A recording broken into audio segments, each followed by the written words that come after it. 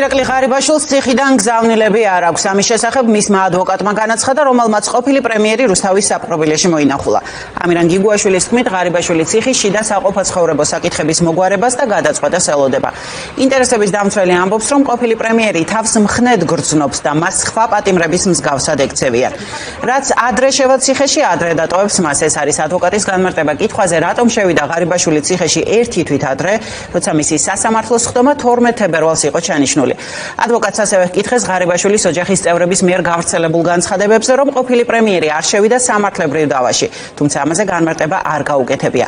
ყოფილი პრემიერი რუსთავის ციხეში გუშინ გადაიყვანეს, მას 5 წლიანი პატიმრობა მიესაჯა. საქართველოს პროკურატურამ ღარიბაშვილთან საპროცესო შეთანხმება გააფორმა, მას ასევე დაეკისრა მილიონი ლარის ჯარიმა, ასევე ჩამოერთვა დანაშაულებრივი საქმიანობის შედეგად მიღებული და მისი საცხოვრებელი სახლის ჩხრეკის დროს ამოღებული თანხა.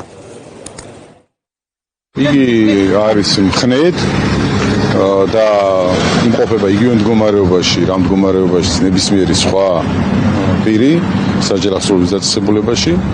ჩვენ ვისაუბრეთ მიმდინარე საკითხებზე, რაიმე კონკრეტული გზავნილი ან მესიჯი მას მით უფრო საზოგადოებისთვის გადასაცემად ნამდვილად არ დაუბარებია. ველოდებით იმ პროცედურების გავლას, რა პროცედურების მსგავსი ტიპის